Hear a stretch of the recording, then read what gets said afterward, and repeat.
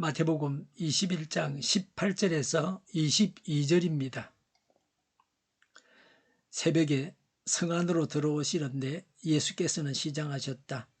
마침 길가에 있는 무화과 나무 한 그루를 보시고 그 나무로 가셨으나 잎사귀 밖에는 아무것도 없으므로 그 나무에게 말씀하셨다. 이제부터 너는 영원히 열매를 맺지 못할 것이다. 그러자 무화과 나무가 곧 말라버렸다. 제자들은 이것을 보고 놀라서 말하였다. 무화과 나무가 어떻게 그렇게 당장 말라버렸을까? 예수께서 그들에게 말씀하셨다. 내가 진정으로 너희에게 말한다. 너희가 믿고 의심하지 않으면 이 무화과 나무의 한 일을 너희도 할 수 있을 뿐 아니라 이 산들어 들려서 바다에 빠지라 하고 말해도 그렇게 될 것이다. 또 너희가 기도할 때에 이루어질 것을 믿으면서 구하는 것은 무엇이든지 다 받을 것이다. 아멘. 예수님은 아침을 드시지 못하셨습니다. 18절에 새벽에 성 안으로 들어오시는데 예수께서는 시장하셨다고 했습니다.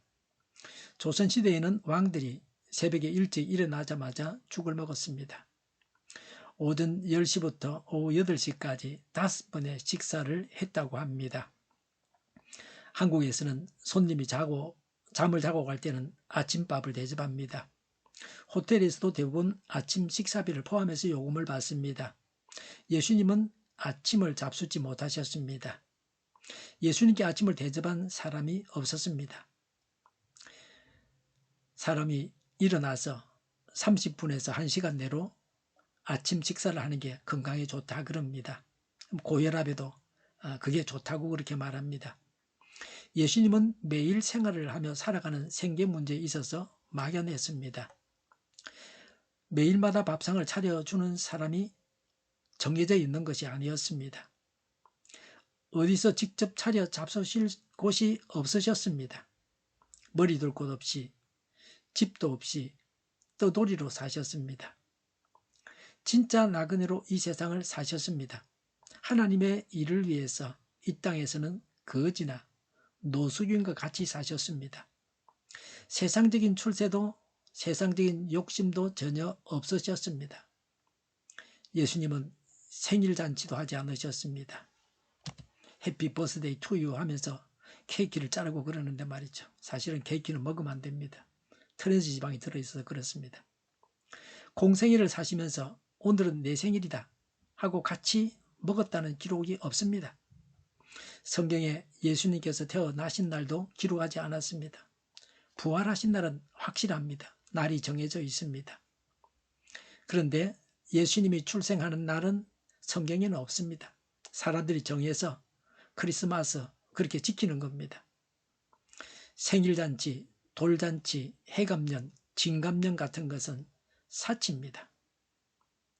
무화과 나무를 저주하셨습니다. 19절에 무화과 나무 한 그루를 보시고 잎사귀 밖에는 아무것도 없으므로 그 나무에게 말씀하셨다. 이제부터 너는 영원히 열매를 맺지 못할 것이다. 그러자 무화과 나무가 곧 말라버렸다. 20절에 제자들이 이것을 보고 놀라서 말하였다. 무화과 나무가 어떻게 그렇게 당장 말라버렸을까? 라고 했습니다. 이때는 3, 4월이었습니다. 무화과 나무의 열매가 열릴 때가 아닙니다. 무화과는 8월에서 10월에 열립니다. 무화과 나무에게 잘못이 있는 것은 아닙니다. 예수님은 이 일을 통해서 주시고자 하시는 교훈이 있습니다.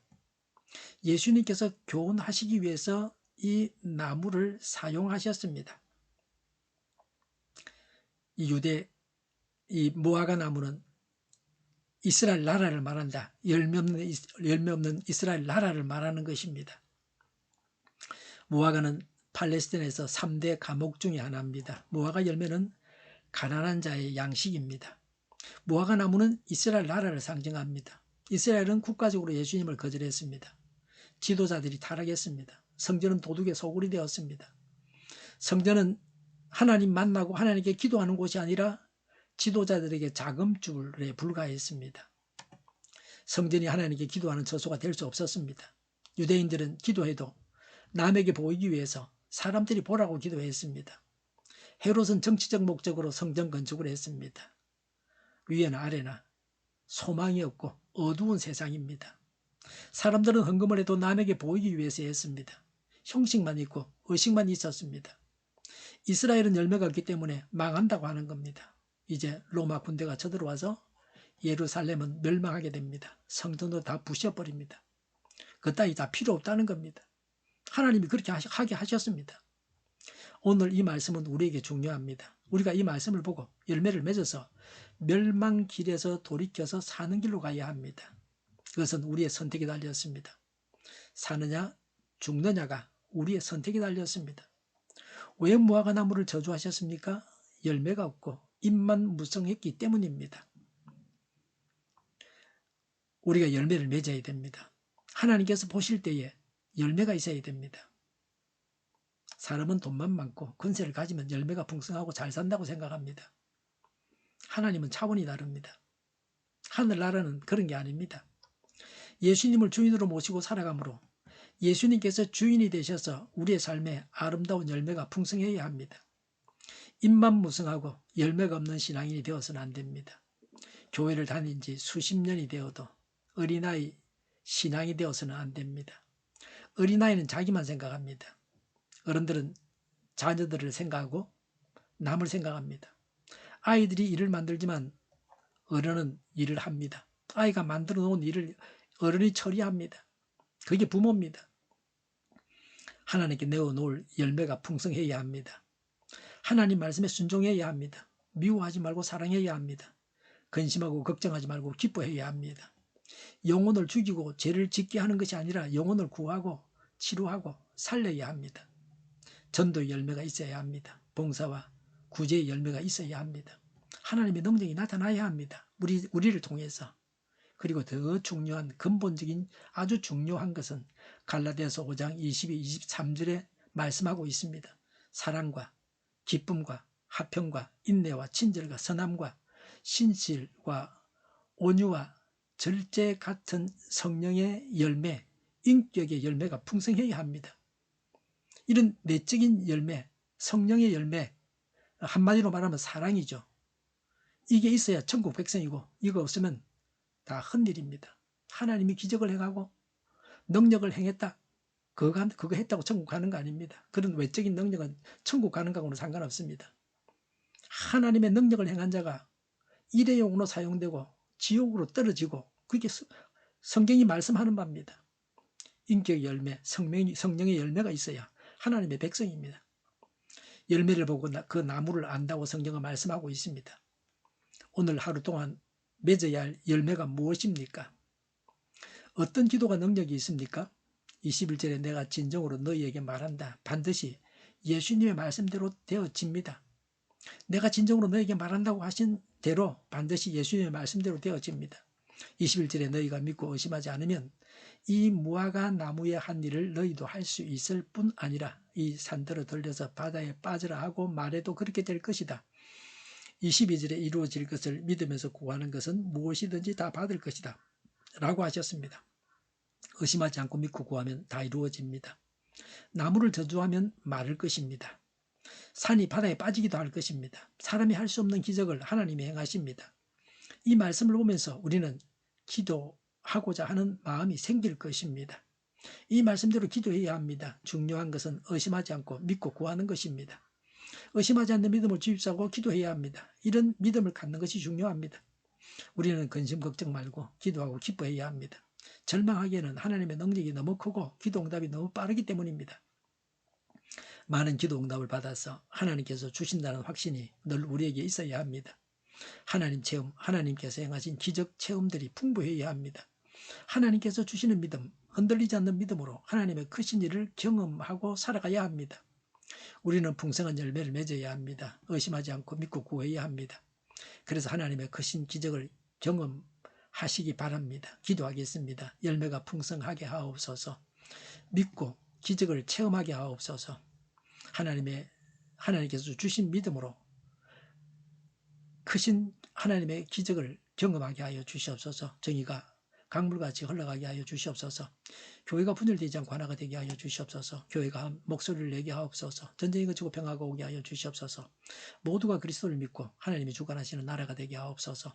주사파와 공산당과 이적 단체들과 적화 통일로 나아가게 하는 자들이 없게 하옵소서. 이 땅에 다시는 전쟁이 일어나지 않게 하옵소서. 적화 통일되지 않게 하옵소서. 자유민주 국가로 전쟁이 아닌 평화롭게 통일을 이루게 하옵소서. 성경을 대적하는 자가 없어지게 하옵소서. 하나님을 대적하는 법과 있어서는 안 될 법을 만들지 않게 하옵소서. 있어야 할 법을 폐기하지 않게 하옵소서. 교회가 하나가 되어서 하나님을 대적하는 자들을 지지하지 않게 하옵소서. 정의로운 판결이 내리지게 하옵소서. 정책 판결하는 자들과 악한 판결하는 자, 재판을 지연시키는 자들이 사라지게 하옵소서. 재판을 지연시키는 악법이 폐기되게 하옵소서. 일하는 자들이 정당한 대우를 받게 하옵소서. 놀고 먹는 자가 없게 하여 주시옵소서. 일을 만드는 자가 아니고 일을 하는 자가 되게 하옵소서. 파업과 시위가 그치게 하옵소서. 나라를 망하게 하는 모든 주제들이 사라지게 하옵소서. 눈먼 지도자, 악한 지도자, 어리석은 지도자, 자기 배만 불리는 지도자, 나라를 망하게 하는 지도자가 사라지게 하옵소서. 앞을 보고 선한 것을 분별해 살고 앞길을 제시하고 섬기는 지도자만 있게 하여 주시옵소서. 하나님께서 주신 권세로 섬기는 자가 강해지게 하옵소서. 지도자들과 이 백성들에게 선한 것을 분별하는 지혜를 주옵소서. 나아갈 길을 알게 하시고 취할 것과 버릴 것을 알고 행하여 흥하게 하옵소서. 적들한테 고칠 것을 고치게 하옵소서. 업무방해가 없게 하시고 업무에 충실하게 하옵소서. 쓰레기 더미를 뒤지지 말고 성경에서 본문을 찾게 하옵소서. 기도하는 기쁨, 응답받는 기쁨, 성도들이 모여서 교제하는 기쁨, 말씀해 주는 기쁨, 예배드리는 기쁨을 누리게 하옵소서. 살리는 교회가 만구는 집 하게 하여 주시옵소서. 저희의 간절한 간구에 응답하여 주시옵소서. 예수 이름으로 명하노니 모든 병만은 물러가고 몸의 모든 부분들 온전하게 될지어다. 신유의 기적을 베푸셔서 지금도 저희의 질병을 고쳐 주시옵소서. 병중에 있는 모든 자들을 고치시고 온전히 하여 주시옵소서. 저희와 교회와 나라의 민족을 불쌍히 여겨 주시옵소서. 모든 악한 것들이 드러나고 제거되게 하여 주시옵소서.